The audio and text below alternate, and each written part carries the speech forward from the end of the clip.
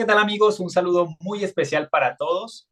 Nuevamente estamos desarrollando este segmento de invitados especiales.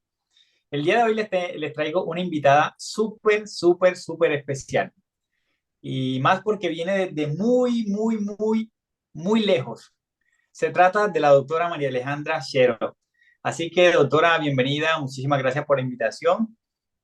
Buenas noches, Néstor. Gracias a vos por tenerme en cuenta para participar de este episodio de charlas desestructuradas. Vamos a ver en qué te podemos ayudar. Así que acá, arranquemos. Claro que sí, Doc. Aprovechando que vienes desde tan lejos, yo Ujú. no quiero empezar este video sin antes invitar a toda nuestra comunidad que aprendamos de atención prehospitalaria, que saquen 2 segunditos. Aquí a la izquierda hay un botoncito que se llama me gusta. Denle a me gusta, comenten, compartan este video. Doc, nos ganamos el like porque viene desde muy lejos y vamos a aprovechar estos próximos minutos que tenemos para hablar un poquito acerca de trauma pediátrico. Entiendo que trauma pediátrico es tu especialidad, ¿no?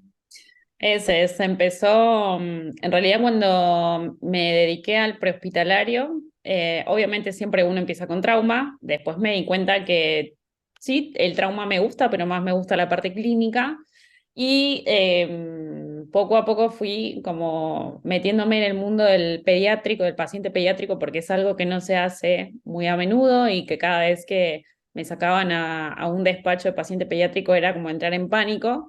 Entonces dije, no, bueno, acá algo hay que hacer y empecé poco a poco a leer de pediatría y dije, esto es fascinante. Obviamente es fascinante cuando uno lo maneja, porque si no, si uno tiene miedo e inseguridad es muy difícil y convengamos que son pacientes especiales porque obviamente tienen más miedo que un paciente adulto, no entienden lo que les pasa y entonces si uno no puede transmitir seguridad, la relación médico-paciente se hace difícil. Así que así fue Sí, como sí. poquito a poco, fue como, bueno, vamos a ver qué hay por acá. Y ahí, bueno, encontré un mundo hermoso. Claro, por ejemplo, Doc, si tú me preguntas a mí, para nada me defiendo. O sea, bueno, digamos que no es que me vaya tan mal. Me defiendo dentro de lo que es aceptable para poder dar manejo correcto a un niño, ¿no? Ujú. Pero sí que si me toca atender un caso en donde está un menor involucrado, tiendo a estresarme más o un poquito más que si fuera una situación de un adulto. Doc, lo primero que te quiero preguntar, la mejor forma o cuál es el paso inicial que nosotros debemos tener en cuenta a la hora de atender a un menor de edad. Eh, Hay que tener como siempre digo que, digamos, hay que tener una mirada abierta, ¿no? No hay que enfocarse en una sola cosa. Eh, Hay que entender que probablemente sea un paciente que viene acompañado, que no solo hay que atender al paciente, sino que hay que atender al papá, a la mamá, a la abuela, a la tía, o sea, quien vaya con él a la consulta. Entonces, eso lo hace un poco complejo porque dependiendo de la edad del paciente hay que darle participación y es más, ellos quieren también opinar y participar, pero muchas veces no va a ser 100% confiable lo que nos esté contando. Entonces, hay que, no sé si es disociar la palabra, pero hay que como aprender a manejar como dos situaciones paralelas, ¿no? La visión del adulto que nos va a ayudar a darnos información y todo lo que el paciente desde su condición de desarrollo neuromadurativo nos puede aportar.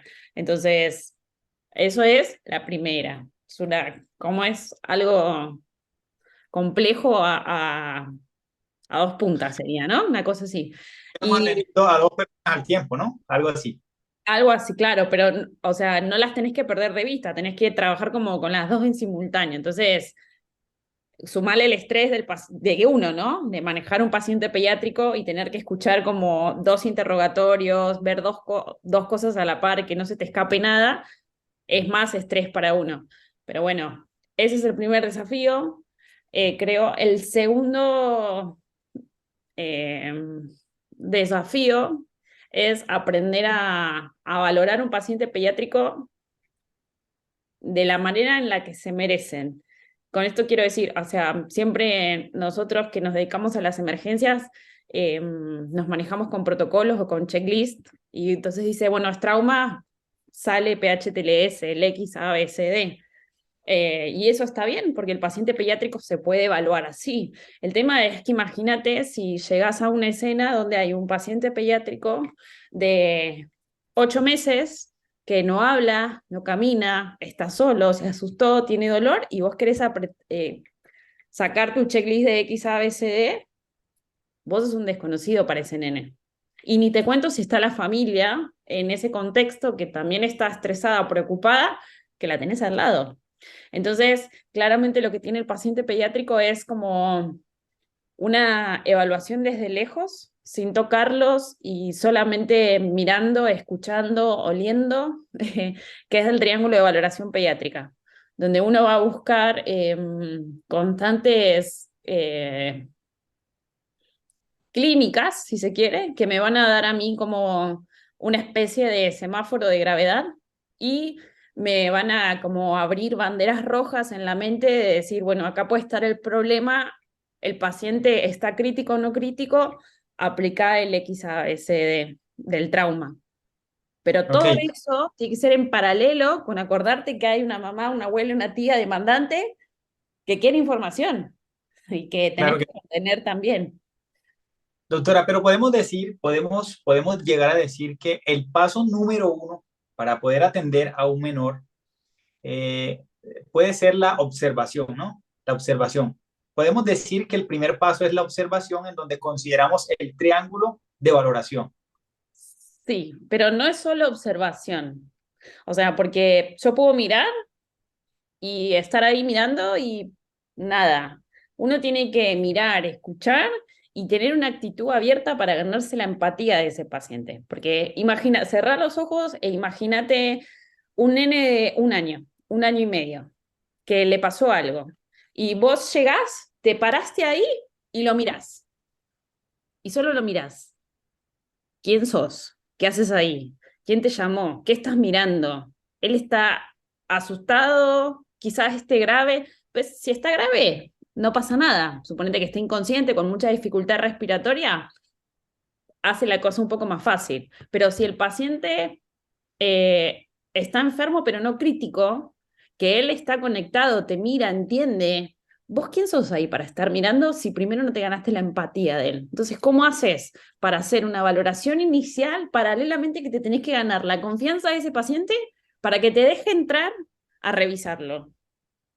O sea, Ok, es súper entonces fácil decirlo, pero estar ahí, voy a cambiar el concepto por solamente observar, sino que simultáneo que observo lo posible, lo que puede generar un compromiso potencial a la vida, debo simultáneamente desarrollar entonces esas tareas que mencionas, como ganarme la empatía, como tratar de intervenir también al familiar que lo acompañe.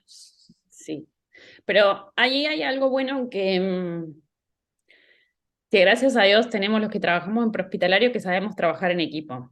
Entonces, quizás si mientras uno está full enfocado en evaluar a ese niño y poder tomar rápido la decisión de si está enfermo o no está enfermo, probablemente haya otro integrante del equipo que quizás se esté dedicando más a la familia. Entonces, viste que siempre decimos, bueno, que además del protocolo hay que tener bien claro qué rol va a tener cada uno. Y ojo, porque no solo sirve para ACLS.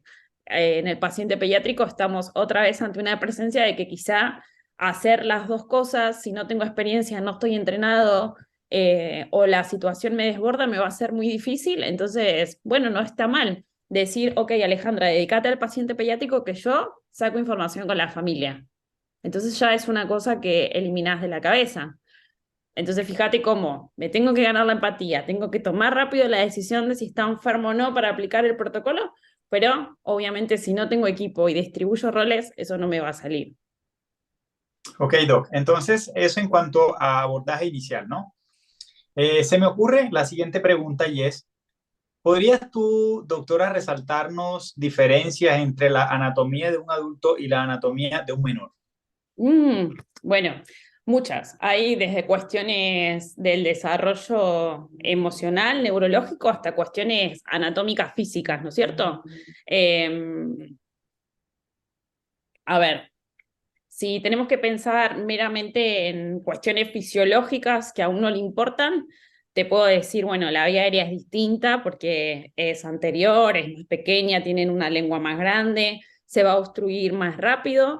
Ya de por sí, por la posición y el tamaño de su cabeza, cuando los acostás, ellos flexionan la cabeza, entonces ya se obstruyen la vía aérea. Eh, Cuando son chiquitos respiran por la nariz, entonces si tienen mocos van a tener dificultad respiratoria porque no pueden respirar. ¿Qué otra cosa? A ver, pensemos. La capacidad pulmonar del paciente pediátrico tampoco es la misma que la del paciente adulto. Por otro lado, Eh, se me ocurre que la resistencia de las estructuras óseas de un menor obviamente va a ser mucho más fácil de quebrarse o de fracturarse, a diferencia de un adulto. al revés. O Al revés, al- porque acuérdate que cuanto más chiquitos son, sus huesos no van a estar 100% osificados. Entonces, probablemente esos huesos van a absorber energía, no se van a fracturar, se pueden deformar, ¿sí? ok, Y ok, eso ok. generarle fracturas en tallo verde, como se llaman en pediatría. Por ejemplo, un paciente que tenga trauma de tórax siendo pediátrico, probablemente no tenga fracturas costales. Sí vamos a tener más chances de encontrar una contusión pulmonar, porque esa fractura, esas costillas van a absorber el impacto, se van a deformar, no se van a quebrar, pero el pulmón sí se va a golpear. ¿Me Ok, entendés? qué interesante porque tenía el pensamiento de que al ser tan pequeños eran mucho más frágiles, pero veo que tal vez por un tema, no sé, de que no se han formado del todo o no se han, ¿cómo lo llamamos? No están tan rígidos estas No se estructuras. completó la osificación, el proceso de osificación. Entonces también hay que pensar que si ellos tienen lesiones óseas en las partes donde el hueso todavía está en momento de crecer, pueden quedar con discapacidades en el desarrollo. O sea, fíjate cómo la cabeza de uno empieza a cambiar, ¿no? Es decir, no son adultos chiquitos. Se parecen, pero no. Otra cosa que se me ocurre, ellos no tienen tanto tejido adiposo como nosotros. Entonces, no tienen la protección que tiene nuestro cuerpo, porque la grasa sirve de protección. Pierden calor más rápido, su piel es más fina, la superficie corporal es mucho más grande. Entonces, tenemos más riesgo de hipotermia. Otra cosa que sucede es, imagínatelos, yo siempre digo que son como, están como en envases chiquitos. Entonces, si vos te golpeás, vos, Néstor, agarrás y te golpeás en la región abdominal del lado derecho, probablemente solo te golpees una parte del hígado. Ahora, imagínate un paciente pediátrico que está comprimido en un envase chiquito, si se golpea el mismo punto que te golpeas vos, probablemente él abarque muchos más órganos. Entonces, lo que para un adulto significa una lesión en un solo órgano, en un pediátrico podemos tener más problemas. Por una cuestión Mayor, de tamaño, nada más. claro que sí, mayor compromiso. Uh -huh. Doctora, yendo por esa misma línea, no quiero quitarte la fluidez allí, pero se me ocurre lo siguiente, mira, en un adulto, por ejemplo, cuando tú escuchas dolor torácico, palidez, una diaforesis franca, asociado a náuseas, vómito, Uh -huh. ya por la cabeza de nosotros que nos gusta mucho el trauma de adultos, sabemos que es un cuadro que realmente puede llegar a comprometer la vida del paciente, ¿no? Uh -huh. Uno se imaginaría un síndrome coronario agudo a la primera. Sí, claro. Cuando hablamos, cuando hablamos de un menor, ¿qué sintomatología, si quieres lo puedes dividir en emergencia médica y trauma? ¿Qué Uh -huh. sintomatología en emergencia médica sugiere que un niño está en peligro mortal? ¿Y qué condiciones en trauma nos podrían a nosotros alarmar de que la vida de este menor está en peligro potencial? Ahí, escuchándote, se me vino a la cabeza rápidamente el triángulo de valoración pediátrica, que es ese paso en cero que hacemos cuando llegamos al lugar, nos abren la puerta y empezamos a mirar inconscientemente. Ahí miramos tres cosas del paciente pediátrico antes de aplicar cualquier tipo de checklist, sea para trauma o sea para un paciente clínico. Decimos, bueno, vamos a mirar tres cosas. La apariencia, ¿sí? O el aspecto del niño. Y ahí hay una mnemotecnia que se llama Tickles. Entonces, uno, ¿qué es lo que mira? Mira el tono, es decir, si ese paciente puede estar, si uno lo tiene en brazos, si se puede sostener o está todo hipotónico, flácido, ¿sí? Obviamente que un paciente flácido es un paciente grave. En cambio, si el nene puede mantener su propio cuerpo erecto, sostener cosas con las manos, ya nos da un poco más de tranquilidad. Si puede conectar con la mirada y seguir objetos, obviamente ese chico está bien. Vamos a ver la manera en que llora, porque obviamente cuanto más chiquito es el niño, el llanto es la manera que tienen de comunicarse de alguna manera o de expresarse. Entonces, ese llanto, ¿la mamá lo puede calmar o no lo puede calmar? ¿Sí? Eh, bueno, ahí está el tono, la interacción, la consolabilidad, el llanto, y básicamente esas cosas vamos a mirar. Una vez que evaluamos el aspecto, vamos a ver el trabajo respiratorio. Y acá no nos importan los números, sino es, ¿ese paciente hace fuerza para respirar o no tiene mayor esfuerzo? Porque ahí nosotros estamos respirando y ni siquiera nos damos cuenta. Ahora, si el paciente tiene que tener una posición hacia adelante, tiene aleteo nasal, retracción supraclavicular, intercostal, respira con el abdomen, hace ruidos que no son normales, a ese paciente está teniendo una dificultad respiratoria y eso no es normal. ¿Está? Y acá, ya te digo, no nos importan los números. Me va a interesar, ¿respira rápido o respira lento? ¿Sí? Y si hace fuerza o no hace fuerza. Y por último, vamos a evaluar el aspecto circulatorio. Y ahí básicamente evaluamos la piel. Vamos a buscar pulsos, ¿sí? Que sabemos que si un paciente tiene pulsos distales es porque la presión está bien. Entonces, si el paciente pediátrico tiene pulso distal, respiramos y otra vez vamos a preguntarnos lo mismo. ¿Está rápido o está lento? ¿Sí? Y acá abrimos un paréntesis y sabemos que los pacientes pediátricos, cuanto más chiquitos son, respiran más rápido y su corazón late más rápido, ¿sí? Son taquipnéicos y taquicárdicos. Entonces, no nos asustemos si va muy rápido. Parecería que está normal, tiene pulsos distales y va rápido. Ok, entonces lo otro que nos queda es buscar pistas en la piel. La palidez, livideces, si está pegajoso, cómo está la temperatura de la piel. Y hay algo muy importante que estamos acostumbrados a hacer, los que estamos en prehospitalario, que es el relleno capilar. Es decir, apretamos, ¿sí?, el lecho unguial o miramos en los niños en la planta de los pies qué pasa después de que apretamos la piel, cuánto tiempo tarda en volver a colorearse, ¿no? Y eso si es menor de 2 segundos, está perfecto. Ahora, si está más lento, tenemos problemas. Entonces, evaluamos toda esa información y ahora hay que saber interpretarla, que acá está el trabajo nuestro, ¿no? Porque esa información es fácil mirarla. Ahora, ¿por qué miramos cada parte? Claramente, cuando evaluamos aspecto, evaluamos perfusión cerebral, ¿no es cierto? Que esté llegando oxígeno y glucosa al cerebro. Cuando evaluamos el trabajo respiratorio, estamos viendo el intercambio oxígeno-dióxido de carbono a nivel pulmonar. Y cuando miramos la circulación, estamos hablando del gasto cardíaco, ¿no es cierto? Fisiológicamente a grandes rasgos. Entonces, un paciente que tiene alteración de la apariencia va a tener un problema básicamente en el sistema nervioso central. Trauma, convulsiones, hipoglucemia, intoxicación, algo que haga que su cerebro falle, ¿sí? En cambio, si tiene alteración del trabajo respiratorio, va a tener una dificultad respiratoria muy frecuente en pacientes pediátricos, infecciones del tracto respiratorio, probablemente virales, pueden ser bacteriales también. Ahora, si ese paciente pediátrico que tenía una dificultad respiratoria agrega una alteración de la apariencia, ¡apa!, la cosa ya se complicó porque no solo le cuesta respirar, sino que ese problema está haciendo que falle el sistema nervioso central. Entonces, dejamos de tener una dificultad respiratoria para tener una insuficiencia respiratoria. ¿Y qué puede ser? Bueno, puede ser sepsis, puede ser que haya tenido, si estamos en paciente trauma, está teniendo una patología mortal del tórax, no lo sé, ¿sí? Uno empieza a pensar como a escalar en gravedad.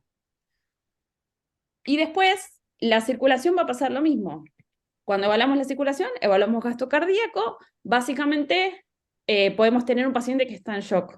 No va a ser lo mismo que solamente tenga compromiso de la C sino que al compromiso de la C se le agregue una alteración de la apariencia. La combinación de la alteración en la circulación y en la apariencia me hablan de un estado de shock descompensado. El shock más frecuente en pediatría va a ser el shock hipovolémico no hemorrágico, por deshidratación, por vómitos, ¿sí? Si estamos en trauma, va a ser hemorrágico. Pero fíjate cómo el triángulo de valoración pediátrica, que parece una pavada, que se hace rapidito, que no toco al paciente, me marca la cancha y la jugada de una. Tiene una profundidad tremenda. Doctora, bueno, muchachos, traída para ustedes en exclusiva desde Buenos Aires, Argentina. Yo no sé si Buenos Aires, Argentina. Sí, Traída sí. desde Argentina, muchachos. Así que quien no le haya dado me gusta a este video, aproveche, hágalo en este momento. Deje un comentario y comparta esto con otros colegas. Doctora, pasando entonces a la parte ya de trauma, me gustaría saber, bueno, nosotros al adulto le aplicamos el XABCD, en donde la X corresponde a las hemorragias exsanguinantes. Si es el caso de un menor, se maneja igual, existe un protocolo diferente. ¿Cómo podemos manejar una hemorragia exsanguinante en un menor? Claramente hicimos el triángulo de valoración pediátrica, hablamos de trauma y se activa el protocolo PHTLS. Obviamente con las consideraciones que tiene el paciente pediátrico. Antes decíamos torniquete, no. Ok, ahora es torniquete sí, ya lo sabemos que en el adulto vale. Y la pregunta en algún momento fue, ¿al paciente pediátrico le puedo poner un torniquete? Y hoy las revisiones sistemáticas, las últimas, nos indican que sí, el torniquete del paciente adulto nos sirve, obviamente para pacientes pediátricos mayores de 2 años. Y acá aplicamos lo mismo, principios versus preferencia. Yo necesito que el paciente deje de perder sangre. ¿Tengo el torniquete adecuado para el paciente? De una, no lo dudo, lo pongo lo más proximal y arriba que se pueda y cohibo la hemorragia.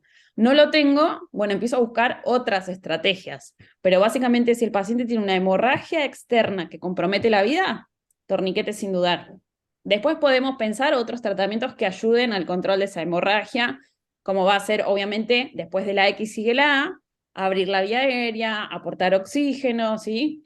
Y ya después, si tenemos la posibilidad de colocar un acceso venoso, indicaremos un acceso venoso, algo de líquido. También se puede pensar en ácido tranexámico. Obviamente, sabes que en el adulto hay básicamente 3 estudios muy grandes, el CRASH 1, el CRASH 2 y el CRASH 3.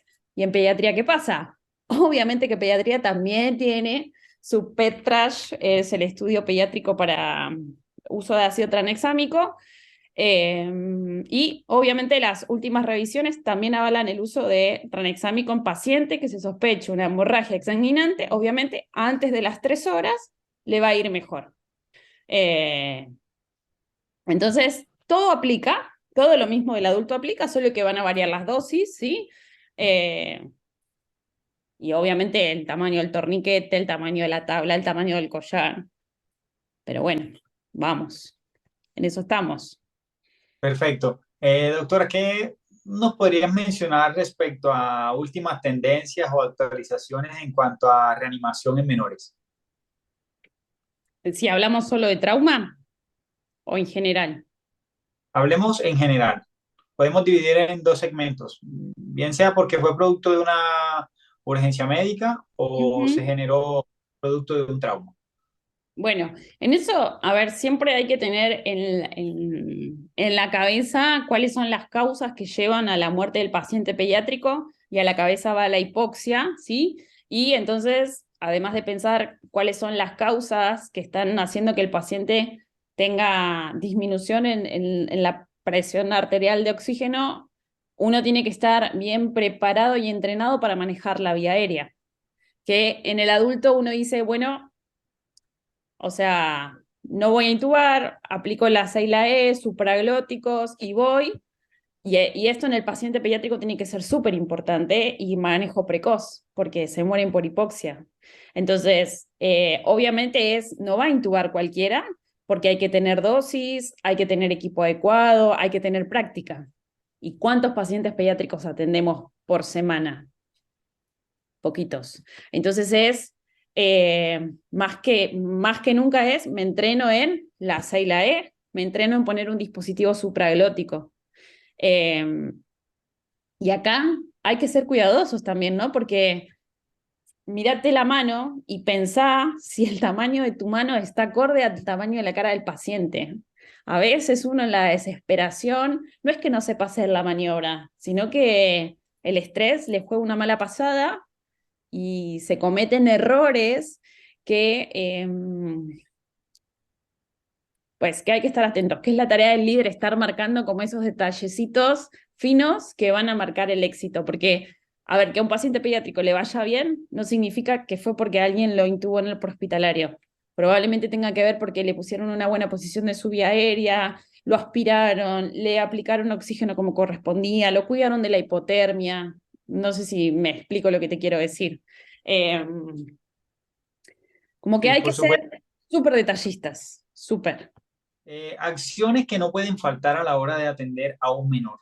Te lo pregunto porque tú nos mencionabas anteriormente de que a veces los miramos como adultos pequeñines y resulta que es muy diferente a lo que nos imaginaríamos.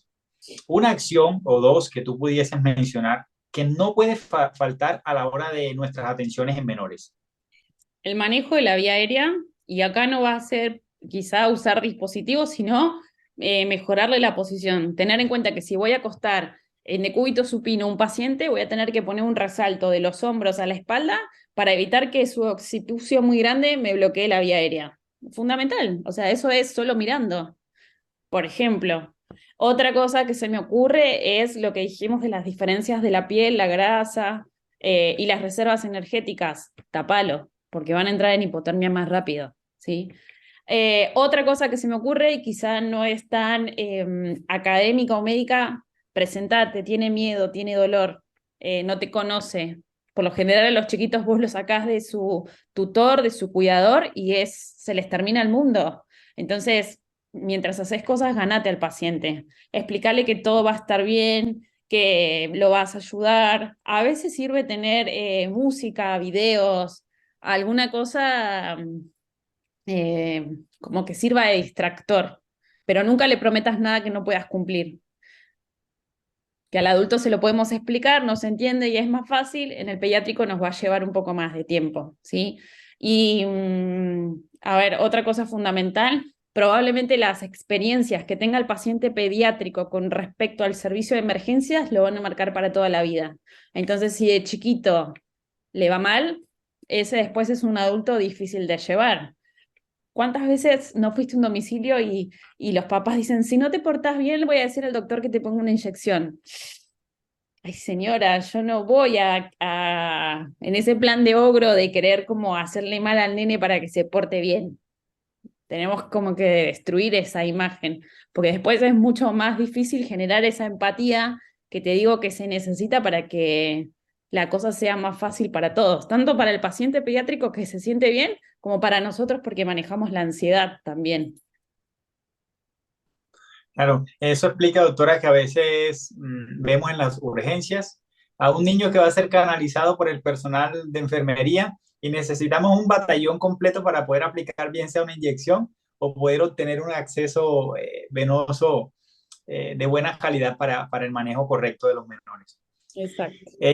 Doctora, quiero agradecerte de antemano el haber aceptado la invitación, el haber compartido con nosotros todos estos conocimientos y actualizaciones, ¿no?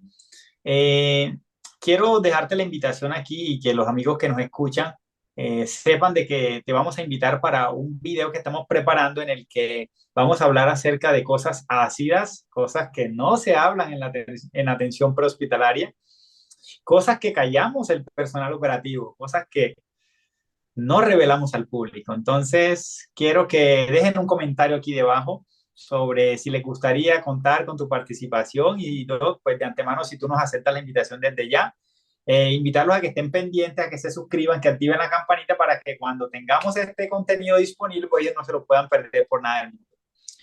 Muchas gracias a todos por la participación, gracias por estos minutos. No, de nada, es un placer. Sabes que contás con mi granito de arena para lo que necesites. Me encanta, me apasiona, así que obviamente esto de intercambiar experiencias y actualizarnos en conjunto hace que podamos tener un sistema de emergencias prehospitalario al nivel de Estados Unidos en Latinoamérica. Así que yo feliz de acompañarte. Claro que sí, Doc, muchísimas gracias. Y nada, amigos, esto es Aprendamos de Atención Prehospitalaria, la plataforma que en temas de salud te pone al día.